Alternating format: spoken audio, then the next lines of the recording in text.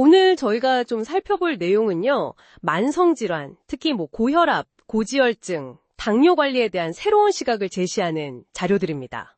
네, 많은 분들이 약에 의존하시는데 이게 근본적인 해결책이 아닐 수도 있다. 이런 이야기들이 나오고 있어요. 네, 맞습니다. 그 약물 치료의 한계랄까요? 그런 점과 식습관의 중요성을 강조하는 내용들이죠. 약 복용이 그럼 정말 치료일까요? 아니면 그냥 합병증을 좀 미루는 걸까요? 바로 그 질문인데요. 예를 들어 고혈압약, 혈압 수치는 낮추죠. 그래서 뇌출혈 같은 급한 위험은 줄여주지만 네. 근본 원인, 그러니까 그 좁아진 혈관 자체는 그대로 두는 경우가 많다는 겁니다. 아, 혈관은 그대로 두고 압력만 낮춘다. 그렇죠. 오히려 혈압만 낮추면 말초혈관에는 산소 공급이 부족해지는 그런 저산소증이 심해질 수도 있다는 지적도 있고요. 그냥 응급처치 같은 거군요. 네, 근본 치료라고 보기는 어렵다는 시각이죠. 당뇨약도 좀 비슷한 맥락인가요? 혈당 조절만으로는 부족하다. 그렇습니다. 당뇨약이 혈당을 낮추긴 하지만 세포가 인슐린에 잘 반응하지 못하는 그 인슐린 저항성 자체를 막 개선해주지는 못할 수 있다는 거죠. 아, 자료에 따르면 결국 이게 신경병증이나 실명 같은 합병증이 오는 시기를 그냥 좀 늦추는 거지 병의 근본 원인을 해결하는 치료는 아니라는 겁니다. 결국은 생활습관, 특히 식단으로 돌아가야 한다는 말씀이시네요. 네, 핵심은 거기에 있는 거죠. 약의 한계는 알겠습니다. 그럼 식단 얘기로 좀 넘어가 볼까요? 자료에서 그 콜레스테롤하고 중성지방 수치가 최근 식습관을 딱 보여준다고 강조하던데요. 네, 맞아요.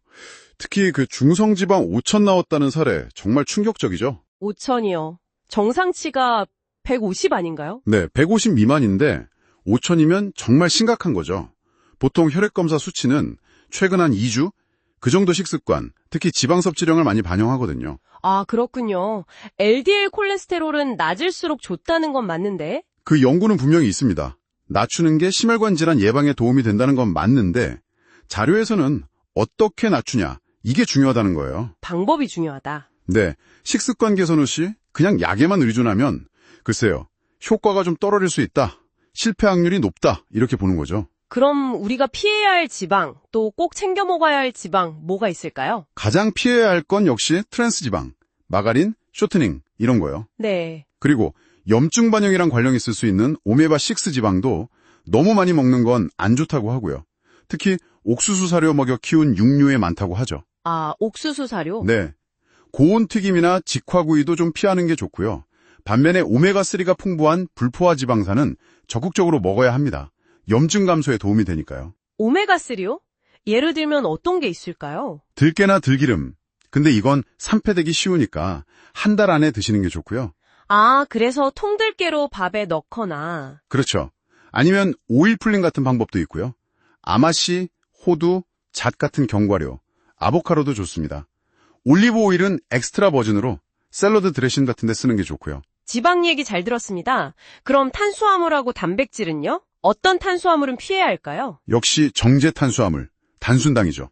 과자, 빵, 떡, 면, 그리고 음료수, 특히 액상과당 들어간 거요. 아, 단 음료수들. 네, 혈당을 확 올리고 지방으로 쉽게 바뀌니까 이게 대사질환의 주범이 될 수 있다는 거죠. 그럼 좋은 탄수화물은 역시 통곡물, 현미 이런 거겠네요. 맞습니다. 복합탄수화물, 천천히 흡수되니까 에너지원으로 좋죠. 단백질은 근육 유지에 중요하지만 막 단백질 쉐이크 같은 걸로 너무 많이 먹는 건 네. 간에 부담을 줄 수도 있고 질소산화물 문제도 생길 수 있다고 봐요. 채소나 현미에도 단백질이 꽤 있다고 하던데요. 네, 그걸로도 충분할 수 있고요. 좋은 계란이나 닭가슴살 적당량 먹는 것도 괜찮고요. 식단 얘기하다 보니 요즘 유행하는 저탄고지 식단에 대해서는 좀 비판적이던데요. 네, 그렇죠. 단기적으로 살 빼는 효과는 있을 수 있는데 그 케톤 생성 과정에서 어지럽거나 속이 메스꺼운 케토플루 겪는 분들도 있고 몸에 좀 부담이 된다고 지적해요. 아, 힘들군요. 네, 그리고 좋은 지방만 골라 먹는 게 현실적으로 좀 어렵다는 문제도 있고요. 장기적인 건강관리 목표에는 복합탄수화물이랑 채소 중심으로 균형 잡힌 식단이 더 낫다 이렇게 보는 거죠. 육류 섭취에 대해서도 조언이 있었죠. 마블링 좋은 고기가 오히려 안 좋을 수도 있다고요. 네, 현대 축산 환경에서 자란 고기는 오메가6 비율이 좀 높고 지방에 독성 물질이 쌓일 가능성도 제기되고요. 마블링 좋은 고기는 지방 함량이 너무 많을 수도 있고요. 그럼 뭘 먹어야 하죠? 풀 먹고 자란 고기? 그게 이상적이긴 한데 현실적으로 구하기가 좀 어렵잖아요. 그렇죠. 그래서 대안으로 지방 적은 부위, 돼지고기면 앞다리살이나 뒷다리살 같은 거, 아니면 차라리 3등급 고기를 고려해보라는 의견도 있습니다.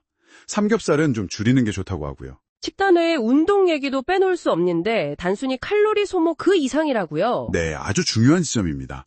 운동이 그냥 살 빼는 거 말고도 혈액순환을 막 촉진시켜서 말초세포 끝까지 산소랑 영양분을 보내주고요. 네. 또 도폐물 제거, 그러니까 일종의 혈관 청소 역할을 하는 거죠. 몸 전체의 신진대사를 확 깨우는 겁니다. 와, 정말 중요한 정보들이네요. 그럼 이 모든 걸 우리 일상에 어떻게 적용할 수 있을지 실천 전략을 좀 요약해 주실 수 있을까요? 네, 일단 외식을 좀 줄이고 도시락을 활용하는 게 좋겠죠. 아무래도 밖에서 먹는 음식은 설탕이나 나트륨이 많으니까요. 네, 도시락. 식단은 현미밥을 기본으로 하고 녹색 채소를 하루 5-6장 이상 충분히 드시고요. 나물 같은 것도 좋은데 생채소에 들기름 살짝 뿌려 먹는 식으로요. 아, 생채소에 들기름 좋네요. 그리고 아까 말씀드린 좋은 지방, 또 양질의 단백질을 적절히 포함시키는 게 핵심입니다. 의식적으로 설탕이랑 짠 음식을 줄이려는 노력도 필요하고요. 오늘 쭉 들어보니 결국 약에만 의존하기보다는 식습관과 생활습관을 개선해서 우리 몸의 근본적인 대사 환경 자체를 건강하게 만드는 게 중요하다, 이 말씀이시네요. 바로 그겁니다. 단순히 약으로 수치만 관리하는 걸 넘어서야 한다는 거죠. 여러분이 드시는 음식, 여러분의 생활습관 하나하나가 혈관 건강, 몸 전체 건강에 어떤 영향을 미치는지 한번 깊이 생각해보는 계기가 되셨으면 합니다. 네. 오늘 이야기 나눈 것 중에 당장 내가 바꿔볼 수 있는 작은 한 가지, 뭐가 있을지 한번 고민해 보시는 건 어떨까요? 네, 그 작은 변화가 여러분의 건강한 미래를 만드는 시작이 될 수 있을 겁니다.